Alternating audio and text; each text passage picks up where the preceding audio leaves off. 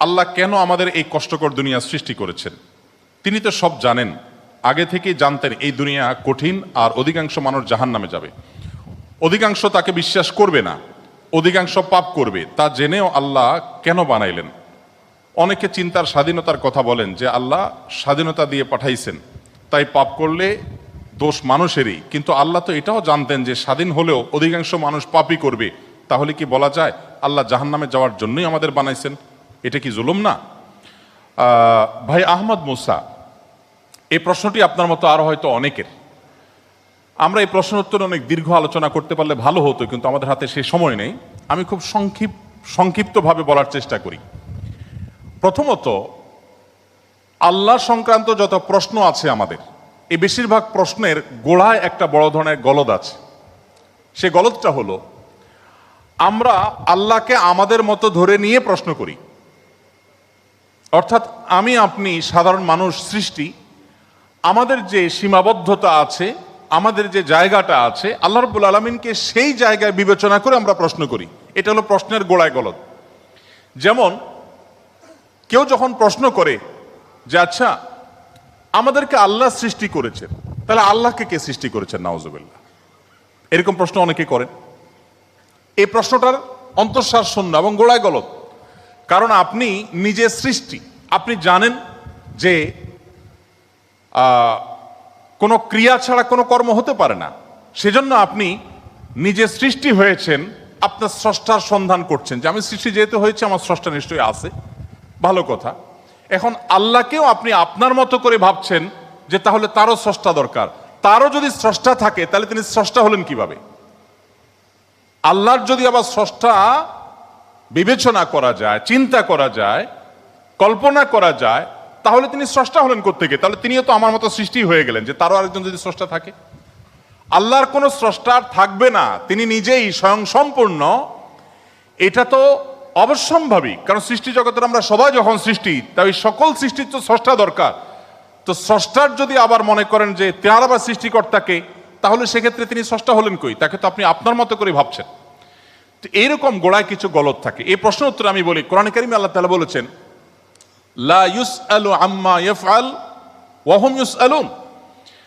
মহান আল্লাহ তাআলা তার নিজের সত্তা সম্পর্কে বলছেন, তিনি যা কিছু করেন তার এই সমস্ত কাজের জন্য কারোর কাছে তিনি জবাবদিহি করতে বাধ্য নন। কারণ তিনি তো মহান সৃষ্টিকর্তা, তার তো কোনো স্রষ্টা নেই, তার উপরে কেউ নেই, তিনি কার কাছে জবাবদিহি করবেন?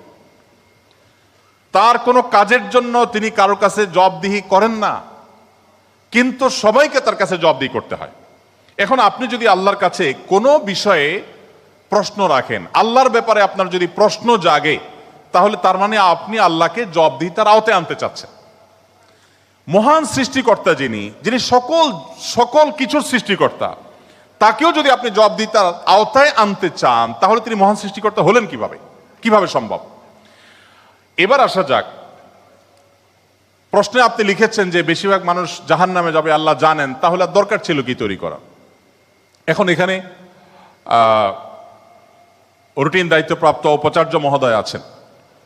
যদি বলা হয় কোন শিক্ষা প্রতিষ্ঠানের প্রধানকে যে স্যার, আপনি জানতেন আমরা বেশিরভাগ ছাত্র পরীক্ষা ভালো করব না, আমরা আন্দোলন সংগ্রাম নিয়ে ব্যস্ত ছিলাম, পরীক্ষাটা ভালো হবে না, আপনি জানতেন স্যার, তারপর আপনি পরীক্ষাটা কেন দিলেন বলেন? কোন কথার উপরে ঠিক? পরীক্ষা দেওয়া হয়েছে কেন? এই জন্য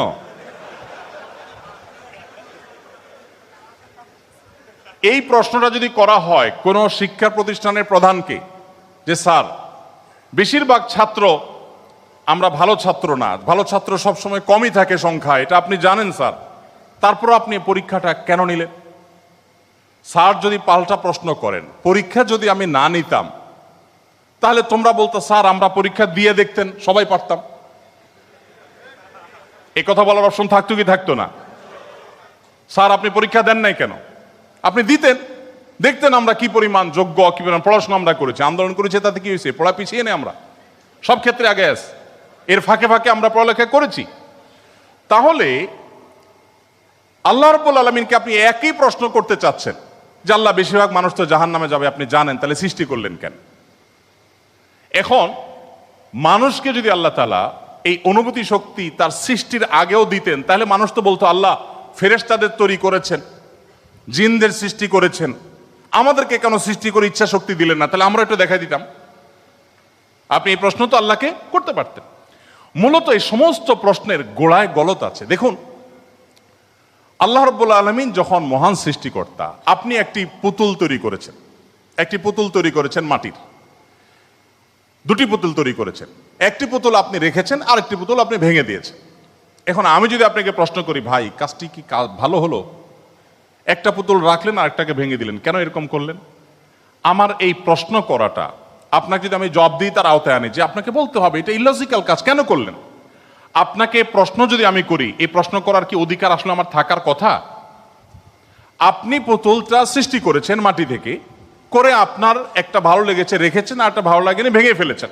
পৃথিবীর কোনো মানুষ আপনাকে জবাব দিয়ে তার আওতায় আনতে পারে? এই অধিকার আছে কারোর? থাকার কথা না। এটা একান্ত আপনার ব্যাপার। আল্লাহ রাব্বুল আলামিন যখন কিছু মানুষকে জান্নাতে দিবেন, কিছু মানুষকে জাহান্নামে দিবেন, জাহান্নামীদের সংখ্যা অনেক বেশি হবে, এই সংবাদ জানার পর আমার মধ্যে তো এই তাড়া কাজ করার কথা, যদি আমাকে জাহান্নামে যেতে হয় তাহলে আমার পরিণতি কি হবে? তাহলে আমি কিভাবে বাঁচতে পারি, কিভাবে রক্ষা পেতে পারি, কিভাবে আমি আল্লাহর কাছে আর্গুমেন্ট করতে পারি, কিভাবে প্রার্থনা করতে পারি, কিভাবে নিজেকে আমি সে শুদ্ধতার পথে রাখতে পারি? আমার তো সেই প্রচেষ্টা থাকবে। সেটা না করে আমি আল্লাহকে প্রশ্ন করছি, আল্লাহ কেন দিবেন জাহান্নামে বলেন আগে। ব্যাপারটা কেমন হলো? আসলে আল্লাহ সম্পর্কে ধারণা না থাকার কারণে, বা আমাদের মতো করে আল্লাহকে ভাবনা চিন্তা করার কারণে, কল্পনা করার কারণে এই ধরনের প্রশ্ন আমাদের মনে আসে। যেহেতু আমাদের সামনে জান্নাত অথবা জাহান্নাম দুটি পথের একটি, অতএব একজন ইমানদার, একজন বুদ্ধিমান মানুষ, তিনি তার জান্নাতের পথকে সুগম করার চেষ্টা করবেন, জাহান্নাম থেকে বাঁচার চেষ্টা করবেন। তিনি আল্লাহকে প্রশ্ন ছুড়ে দিবেন না। আল্লাহকে প্রশ্ন ছুড়ে দিয়ে কি হবে বলেন? আমি আরেকটা উদাহরণ দেই। ধরুন, আপনি একজন মানুষ, আপনাকে বলেছে দরখাস্ত দিতে, তুমি আমার কাছে দরখাস্ত দাও। আপনি আপনার এলাকার জনপ্রতিনিধির কাছে কোনো একটা কাজ নিয়ে গিয়েছেন, এবং সাথে দরখাস্ত তো নিয়েছেন, সাথে সুপারিশ নিয়ে গেছেন, হাই হ্যালো নিয়ে গেছেন, কাউকে দিয়ে ফোন করিয়েছেন, নানাভাবে আপনি চেষ্টা করে আপনি গিয়েছেন। সেই ভদ্রলোকের অফিসে যাওয়ার পর আপনি অনেক চেষ্টা করেছেন, কাজটা হয়নি। এখন আপনি কিন্তু জানতেন যে আমি দরখাস্ত লেখার নিয়ম আছে সেই হিসাবে লিখেছি, আবার সুপারিশও করেছি, কিন্তু আসলে হবে সেটাই যেটা তিনি চাইবেন, তার এখতিয়ার আছে এটা পাশ করা বা না করা।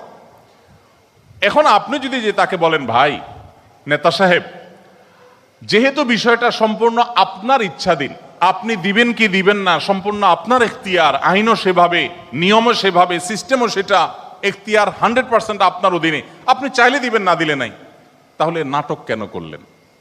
দরখাস্ত দেওয়ালেন কেন আমাকে দিয়ে? আমাকে কেন আসতে বললেন?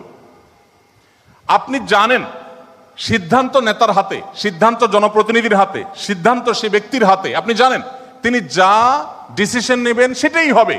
এটা জানার পরও আপনি কিন্তু আপনার চেষ্টায় কোনো ত্রুটি করছেন না, এমনকি আপনি পাবেন না সেই সম্ভাবনা জোরালো হওয়া সত্ত্বেও আপনার চেষ্টা কিন্তু আপনি ত্রুটি করেন না। সেখানে আপনি মানুষ হয়ে বলছেন যে আল্লাহ যাকে জাহান্নামে দিবে সে তো জাহান্নামে যাবেই, এর ব্যত্যয় তো হবেই না, তাহলে আমার আর কষ্ট করে লাভটা কি? আরেকটি উদাহরণ মনে হয়েছে। এক ভদ্রলোক, তিনি একজন মুসলমানকে, একজন সন্দেহের মধ্যে থাকা মুসলমান, নামকাওস্তে মুসলমান, তিনি একজন সিরিয়াস মুসলমান, প্র্যাকটিসিং মুসলমানকে জিজ্ঞেস করতেছে, ভাই প্রতিদিন নামাজের জন্য আহ্বান করে, ভাই নামাজ পড়তে চলো। তো বেনামাজি মুসলমানটা বলে, না ভাই আমি যাব না। তো একদিন বলতেছে, আচ্ছা শুনেন, আল্লাহর ইচ্ছার বাইরে তো কিছু হয় না, আমি আসলে নামাজে যাই, এটা আল্লাহ চাচ্ছেন না, এই জন্য আমি যাই না। তো যেহেতু আল্লাহর ফয়সালা হয়ে গেছে, আমি যেতে পারছি না, তার মানে আল্লাহ আমাকে যাওয়ার তৌফিক দেন না, সেজন্য যাচ্ছি না। তাহলে আপনি অযথা চেষ্টা করে লাভ নাই, কেন আমাকে প্রতিদিন ডাকেন? কোনো দরকার নেই। তো এই ভদ্রলোক তিনি যখন বলেছেন যে আল্লাহ চাইলে তো আমি নামাজ এমনিই পড়তে যাব, আল্লাহ যখন আমার জন্য নামাজের ফয়সালা করবেন, আপনি ডাকা ছাড়াই আমি যাব, আর না করলে তো আমি যাব না, তাহলে আপনি অযথা কেন চেষ্টা করছেন? এই কথা বলার পর ওই নামাজি ব্যক্তি তার কোনো উত্তর না দিয়ে পরের দিন এই ভদ্রলোক যখন অফিসে যাবে কাজের জন্য, একই সাথে তারা থাকে, তো শার্ট প্যান্ট পরে যখন সে কাজের জন্য বের হবে, তখন তার এই দোস্ত দরজা আটকে ফেললো এবং সামনে দাঁড়ায় বলল, আজকে তো যাওয়া যাবে না। তো বলে, কেন যাওয়া যাবে না?